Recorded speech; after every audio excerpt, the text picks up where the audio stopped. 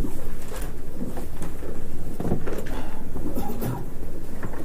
الله الرحمن الرحيم اللهم صل على محمد وآله وأصحابه أجمعين.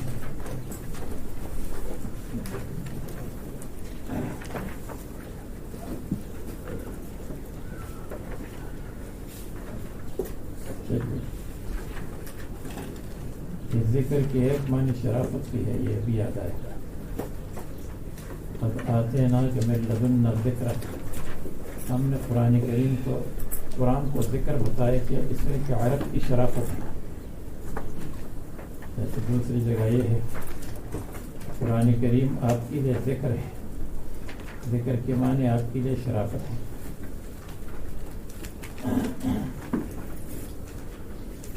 کہ آپ کی زبان میں، عربی زبان میں قرآن کریم ہے.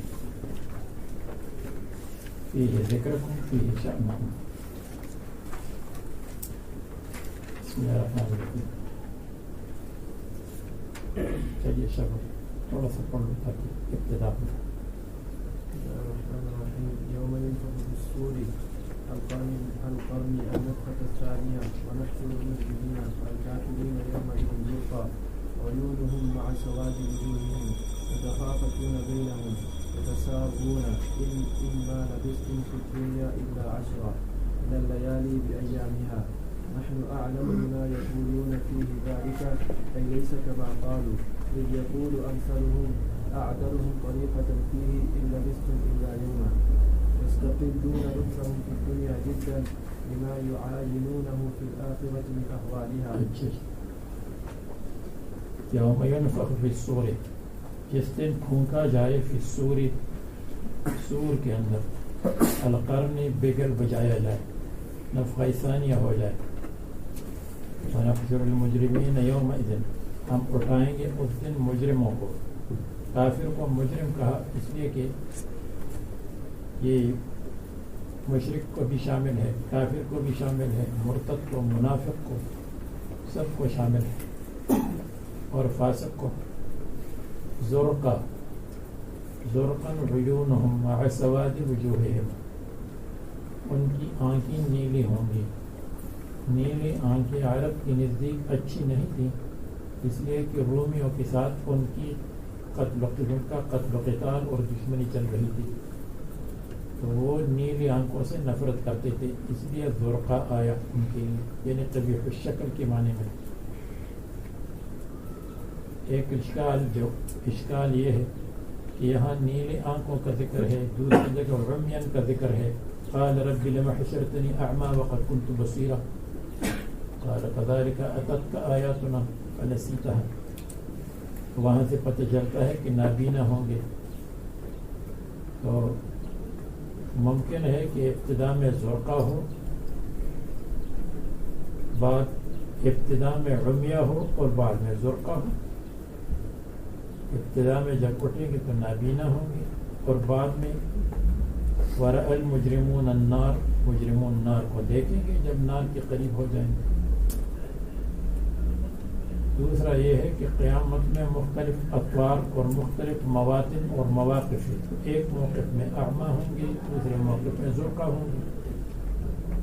تیسری بات یہ ہے کہ زرقاً کے ایک معنی عمین ہے، اس لیے کہ جب آنکھیں نابینا اندھی ہو جاتی ہیں تو وہ سبز ہو جاتی ہیں، سبز سی ہو جاتی ہیں. تو زرقاً اور عمین ایک معنی ہے دونوں کا.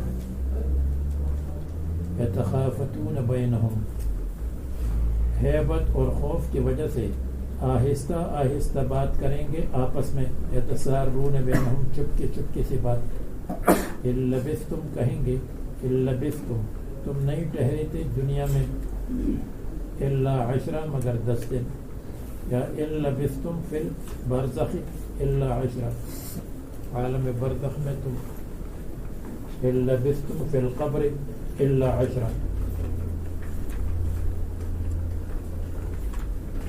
من اللیالی بایامها، یعنی 10 لیال، اس لیے 10 آیا ہے تو لیالی کے ساتھ ہے. لیالی لیلۃ کی جمع ہے، مذکر کے لیے مؤنث، مؤنث کے لیے مذکر.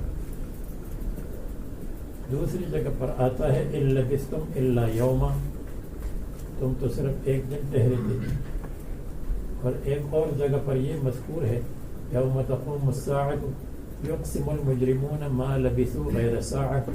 ہم تو صرف ایک گھنٹہ یا آدھا گھنٹہ ٹھہرے تھے. تو یہ بہت حقیقت میں تعارض نہیں ہے بلکہ مراد تقلیل ہے. یعنی ان لبثتم فی الدنیا الا قلیلا، ان لبثتم فی البرزخ الا قلیلا، ان لبثتم فی ما بین النفحتین الا قلیلا.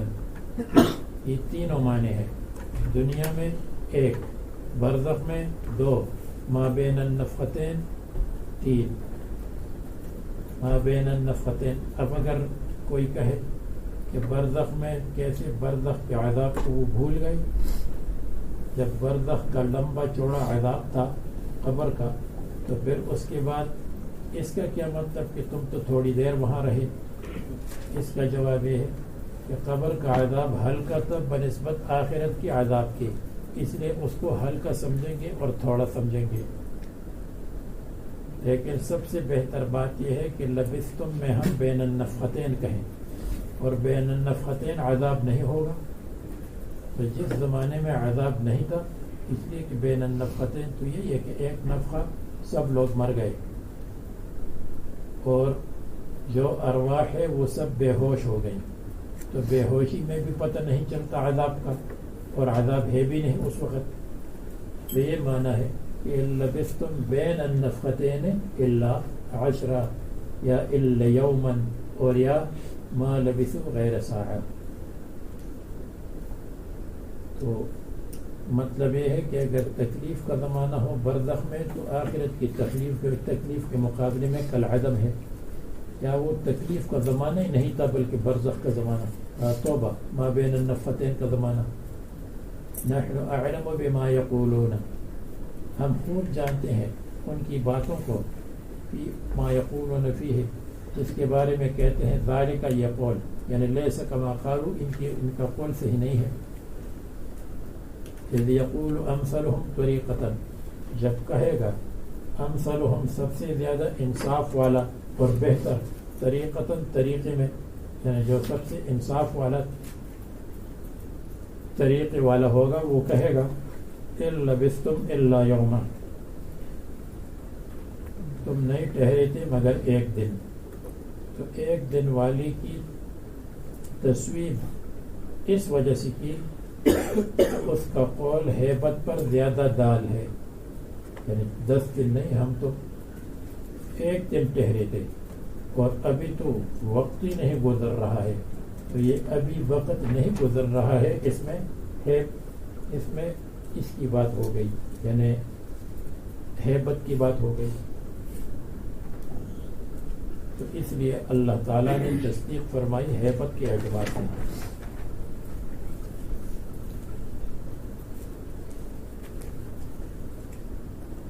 یستقلون لبثهم فی الدنیا، قلیل سمجھیں گے اپنے ٹھہرنے کو دنیا میں، او فی البرزخ او بین النفختین، لما یعاینونہ فی الآخرۃ، اس وجہ سے کہ وہ دیکھیں گے آخرت میں، مشاہدہ کریں گے آخرت میں، من احوالہا، اس کے خوف کو، احوال اس کی مصیبتوں کو، الاحوال جمع ہول، اور ہول کی معنی مصیبت. وَيَسْأَلُونَكَ عَنِ الْجِبَالِ كَيْفَ تَكُونُ فِي يَوْمَ الْقِيَامَةِ، آپ سے سوال کریں گے پہاڑوں کے بارے میں کہ کیف تکون یوم القیامت، قیامت میں یہ پہاڑ کیسے ہوں گے. تو ماقبل سے ربط ظاہر ہو گیا، قیامت کا ذکر ماقبل میں. آپ ان سے کہہ دیں فقل ینسفها ربی، دیکھو یہاں آیا فقل، فا کے ساتھ آیا. اور یسألونک عن المحیض قل هو اذن فاعتزلوا النساء، وہاں بغیر فا کے ہے.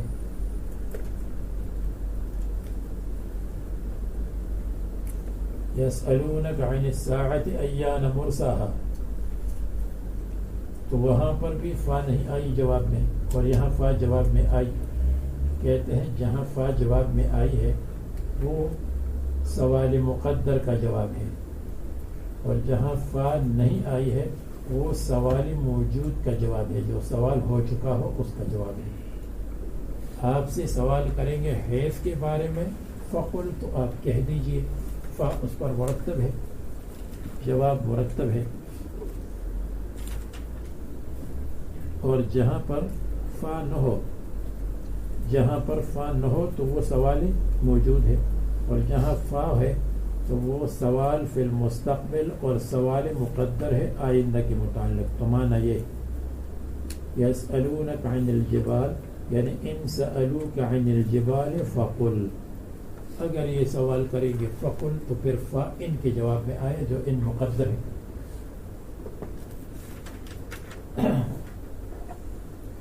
جہاں قل آیا ہے وہاں فا کی ضرورت نہیں، اس لیے کہ جواب سوال موجود ہے، اس کا جواب ہے۔ فقل ینسفها ربی نسفا، بس آپ کہہ دیں، یعنی ان سألو فقل، اگر سوال کریں تو آپ کہہ دیں ینسفها ربی نسفا، اللہ تعالیٰ بکیر دے گا ان کو، نسفاً اچھی طرح، نسف بکیر نہیں پھیلانا، ریزہ ریزہ کرنا، بأن یفتتها کالرمل، اس طرح کہ اس کو متفرق کر دے گا، پھیلا دے گا، الرمل السائل، اس ریت کی طرح جو بہتی ہے، ثم یطیرها بالریاح، پھر ان کو اڑا دے گا ہواؤں کے ذریعے سے، وَيَذَرُهَا قَاعًا صَفْصَفًا، بس چھوڑ دے گا پہاڑوں کو اور زمین کو، قاعًا پھیلا ہوا، پہاڑ پھیلی ہوئی، اور صفصفاً صاف برابر، قاعًا کے معنی منبسطاً پھیلی ہوئی، اور صفصفاً مستویاً بالکل برابر، یا صفصفاً صاف، صفصفاً صاف یا برابر۔ لا تری فیہا عوجا، آپ نہیں دیکھیں گے ان میں عوجاً، عوج، عوج کے معنی ٹیڑھا ہونا، انخفاضاً، کچھ نیچے ہے کچھ اوپر ہے، اس میں نہ موڑ ہے اور نہ توڑ ہے، ولا امتا، اور نہ اونچ نیچ، ارتفاعاً، مصنف نے عوجاً کے معنی کیا انخفاضاً پستی، اور امتن کے معنی کیا ارتفاعاً بلندی، اور عام طور پر عوج کے معنی ہے ٹیڑھا ہونا، اور امتن کے معنی ہے اونچا ہونا، نیچے ہونا، یعنی ارتفاعاً۔ یومئذ یتبعون الداعیہ، اس دن یعنی جس دن پہاڑوں کو اڑایا جائے گا، یتبعون الداعیہ، لوگ پیچھے پیچھے چلیں گے، الداعیہ اسرافیل علیہ السلام کے جو داعی ہے، یتبعون ای الناس بعد القیام من القبور، قبروں سے اٹھنے کے بعد، الداعیہ، داعی کون ہے؟ حضرت اسرافیل علیہ السلام۔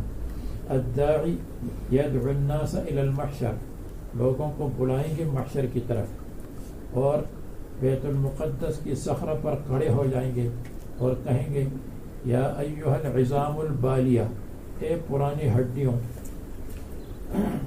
والجلود المتخرقہ، اور اے کھالوں المتخرقہ جو پھٹی ہوئی کھالیں ہیں، والاشعار المنقطعہ، اور وہ بال جو کٹی ہوئے ہیں، ان اللہ یأمرک ان تجمعی، اللہ کا حکم ہے کہ جمع ہو جاؤ، یہ آواز لگائیں گے، اور یقولو کہیں گے حلموا الی عرض الرحمن، آ جاؤ اللہ تعالیٰ کے سامنے پیشی کے لیے، پیش ہونا،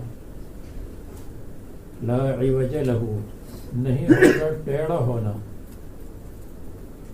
لہو للمدعو، جس کو بلایا ہے وہ ٹیڑھا نہیں جائے گا، یہ نہیں ہے کہ نگران نے بلایا آ جاؤ مسجد میں تو کوئی بیت الخلاء میں گھس گیا اور کوئی دوسری طرف گھس گیا، یہ نہیں، لا عوج لہو، جیسے تیر سیدھا چلتا ہے اسی طرح اس کے پیچھے پیچھے چلیں گے۔ یا لہو ضمیر مدعو کو راجع ہے، یا لاتباعہم، ان کے اتباع میں ٹیڑھا ہونا نہیں ہوگا، بالکل سیدھے سیدھے چلیں گے، یعنی لا یقدرون الا یتبعون۔ قدرت نہیں رکھیں گے اس پر کہ تابعداری نہ کرے.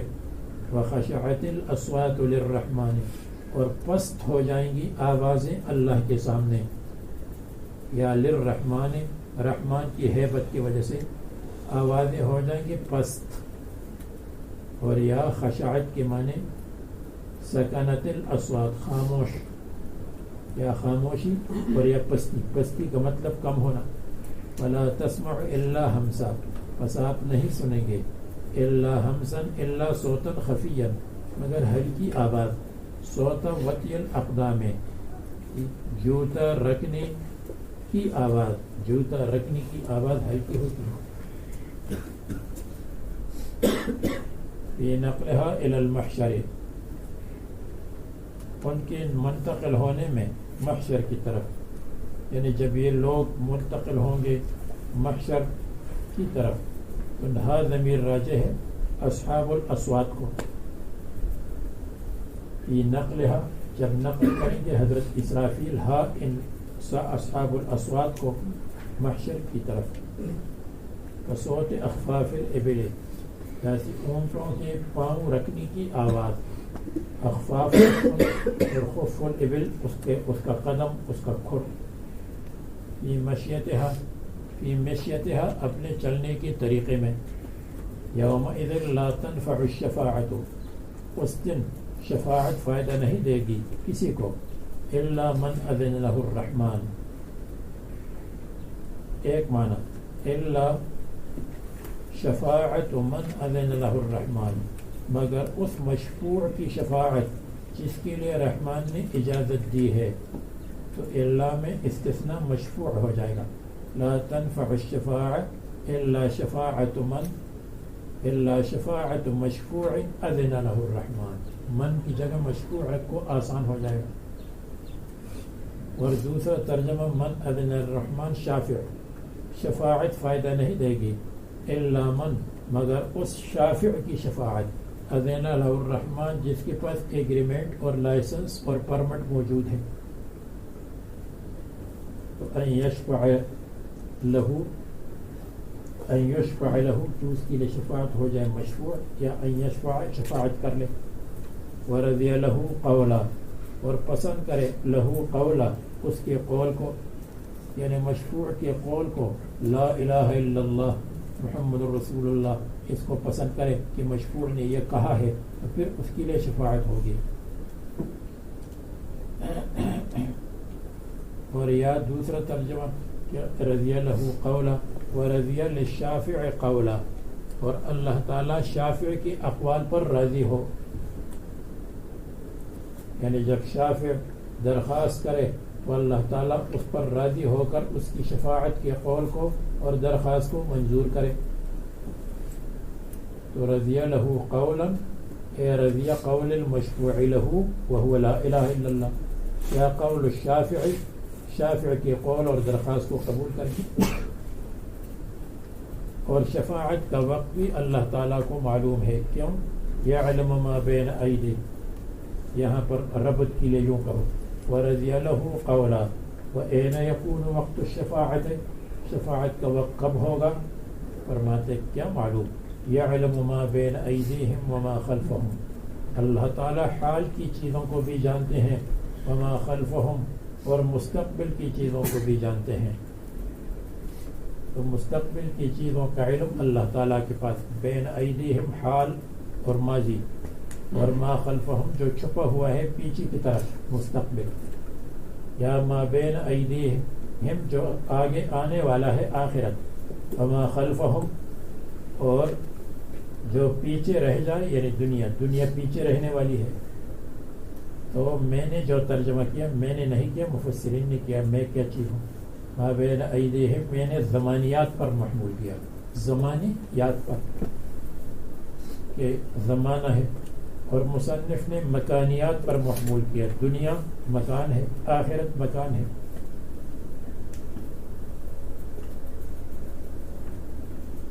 ولا یحیطون به علما، اور احاطہ نہیں کر سکتے ہیں به اللہ تعالیٰ کی ذات پر، علما علم کے اعتبار سے لوگ، یا لا یحیطون به اے بمعلومہ علما، اللہ تعالیٰ کی معلومات پر ہم احاطہ نہیں کر سکتے، به اے بذاتہ یا به اے بمعلوماتہ علما، لا يعلمون ذلك۔ وکیف یشفع من غیر اذنہ، اور سفارش کیسے ہو سکتی ہے اللہ تعالیٰ کی اجازت کے بغیر؟ بالکل نہیں ہوگی۔ وعنت الوجوہ للحی القیوم، وعنت اور ذلیل اور عاجزی کرتے ہوں گے، الوجوہ اصحاب الوجوہ چہرے والے، یا الوجوہ الذوات الوجہ بمعنی الذات، اور عاجزی کرتے ہوں گے لوگوں کی ذات یا لوگوں کے چہرے، اصحاب الوجوہ للحی القیوم، اس حی کے لیے زندہ، الحی الذی لا یموت ابدا ابدا، اور القیوم القائم علی کل شیء علی سبیل المبالغہ، قیوم جو ہر چیز کی نگرانی کرتا ہے اچھی طرح، تو سب اس کے سامنے ذلیل، سب اس کے سامنے عاجز ہوں گے، تو اس لیے اللہ تعالیٰ کی اجازت کے بغیر نہیں ہو سکتے۔ یعنی اللہ وقد خواب من حمل ظلما، اور بتحقیق فعل ہوگا من وہ آدمی، حمل ظلما جو اپنے اوپر ڈالے گا ظلم اور شرک کو، فلا یشفع لہ یہ شفاعت کے کھاتے سے خارج ہوگا۔ اور اس کے بالمقابل جہاں تخفیف آتی ہے تو اللہ تعالیٰ بشارت بھی عطا فرماتے ہیں تاکہ بیلنس ٹھیک رہے۔ ومن یعمل من الصالحات، اور جو عمل کرے گا من الصالحات من الاعمال الصالحات،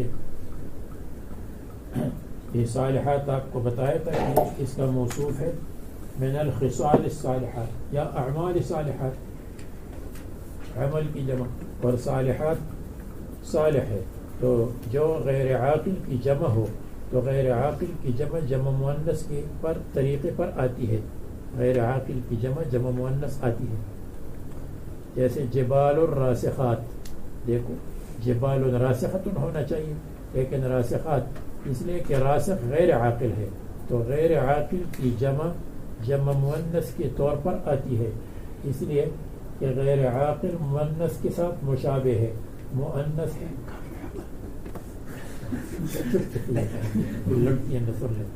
مؤنث ہے کم عقل، اور جبال وبال ہے جو یہ دوسرے ہے وہ بے عقل، تو بے عقل اور کم عقل ایک دوسرے کے ساتھ مشابہ ہے۔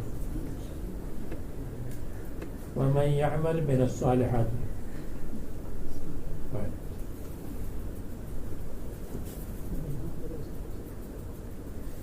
میں اپنے لیے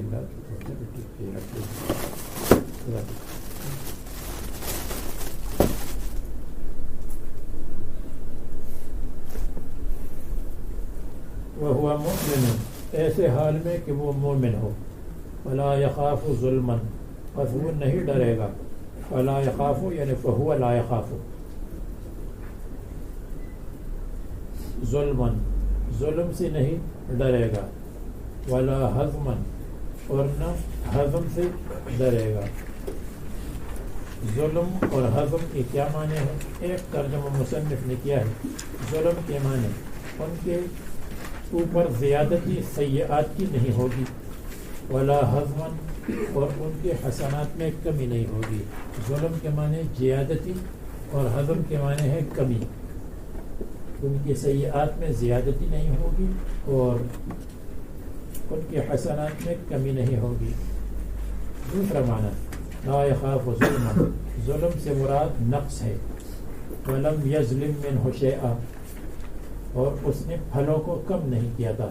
ربنا ظلمنا انفسنا، اے اللہ ہم نے تو اپنے حصے کو کم کر دیا، جنت میں ہر چیز بے حساب ملتی تھی، دنیا میں محنت کرنا پڑتا ہے، تو ظلم کے معنی نقص ہے، تو فلا يخاف ظلما تو نہیں ڈرے گا ظلمن کمی سے، اس سے لا ينقص سیئاتہ، اس کی سیئات کو کم نہیں کیا جائے گا، کمی سے نہیں ڈرے گا۔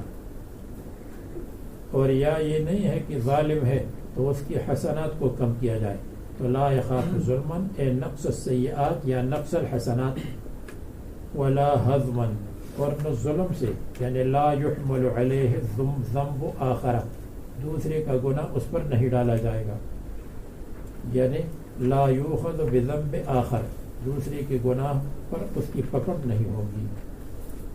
یہ دو معنی ہو گئے، ظلم کے معنی نقص سیئات یا حسنات میں، اور حضم کے معنی دوسرے کا بوجھ اس پر ڈالنا۔ تیسرا معنی نہیں ڈرے گا ظلم سے،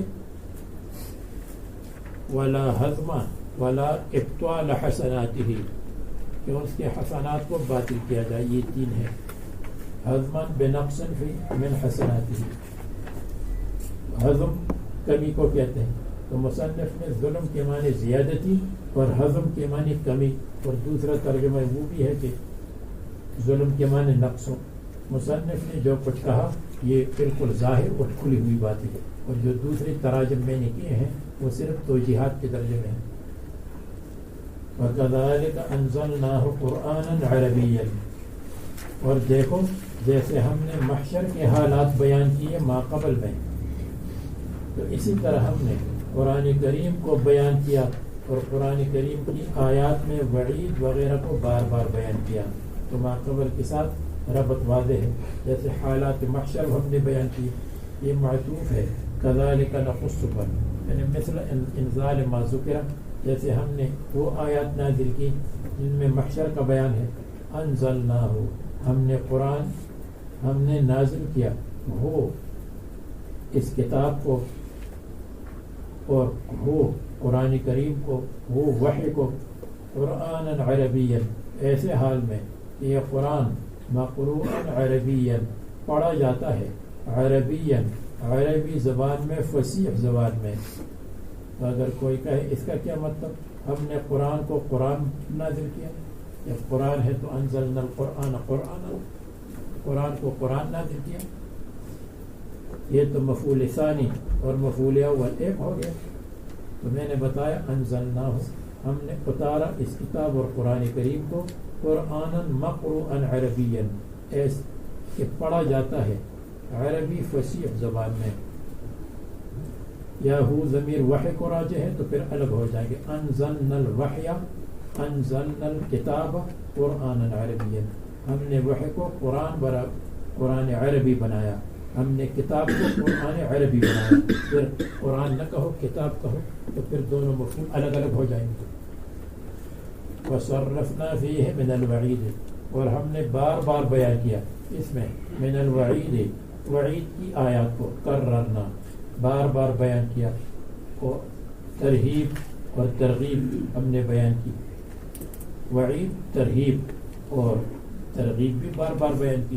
لعلہم یتقون، تاکہ یہ یتقون الشرک، یتقون المعاصی، بچے شرک سے، او یحدث لہم ذکرا، یا پیدا کرے قرآن کریم لہم ان کے لیے، لہم ان کے لیے یا ان کے اندر، ذکرن نصیحت کو، قرآن کریم ان کے اندر نصیحت پیدا کرے، اور بہلاک یعنی سبق لے لے، بہلاک من تقدمہم، کہ پہلے لوگ کو ہم نے ہلاک کیا ہے من الامم، امتوں میں سے، ویعتبرون، تاکہ یہ سبق لے لے اور عبرت حاصل کر دے۔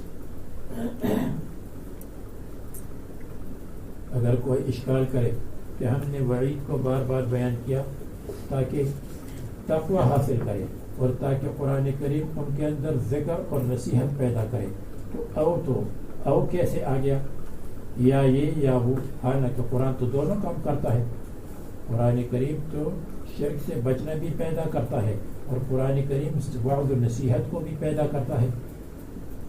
تو ایک جواب یہ ہے کہ او و معنی واو ہے، لعلہم یتقون ویحدث لہم ذکرا۔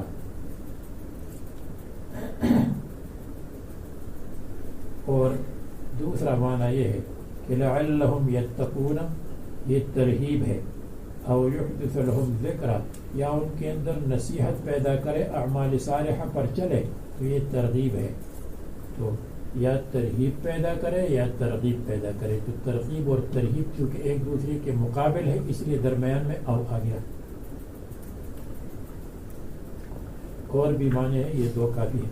وَتَعَالَى اللَّهُ الْمَلِكُ الْحَقُّ، بس بلند و بالا ہے وہ اللہ، الملک بلند ہے مرتبہ اس اللہ کا، الملک جو بادشاہ ہے، اور الحق الثابت الدائم ذاتاً و صفتاً، جو ہمیشہ موجود ہے ذات اور صفت کے اعتبار سے، الحق جو ہمیشہ موجود ہے، عما یقول المشرکون، مشرکین قول سے اللہ تعالیٰ بلند و بالا ہے۔ ولا تعجل بالقرآن، اور قرآن کریم کے پڑھنے میں آپ جلدی نہ کریں، یعنی تعلیم اور تعلم میں جلدی نہ کریں، من قبل ان یقضى الیک وحیہ، اس سے پہلے کہ پوری کی جائے آپ کی طرف اس کی وحی پورا ہونے سے پہلے اس کی تعلیم تعلم قراءت میں نہ لگے، اس سے پہلے کہ جبریل علیہ السلام اس کے پہنچانے سے فارغ ہو جائے۔ وقل رب زدنی علما، اور کہہ دے کہ اے اللہ میرے علم کو زیادہ کرے، قرآن کریم پر علم۔ اور کلما انزل علیہ شیء منہ زاد به علمہ، جب بھی کوئی چیز نازل ہوتی تھی تو رسول اللہ صلی اللہ علیہ وسلم کا علم زیادہ ہوتا تھا، اس لیے فرماتے تھے اللہم انفعنی بما علمتنی وعلمنی ما ینفعنی وزدنی علما، یہ رسول اللہ صلی اللہ علیہ وسلم فرماتے تھے۔ اس کے بعد والحمدللہ علی کل حال، اللہم انفعنی بما علمتنی وعلمنی ما ینفعنی وزدنی علما والحمدللہ علی کل حال۔ اب اس کے بعد حضرت آدم علیہ السلام کا قصہ یہاں پر پڑھ کر جانا ہے۔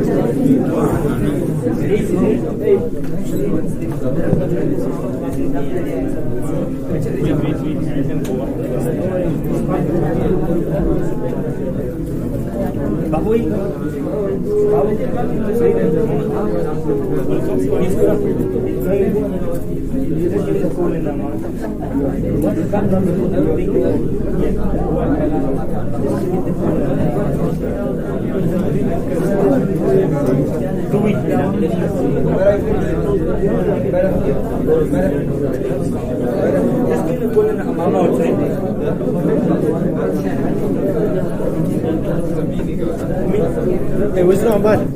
Tell him he's recording everything. Hey, after you come to the board, Ashir is recording everything. Auzu billah.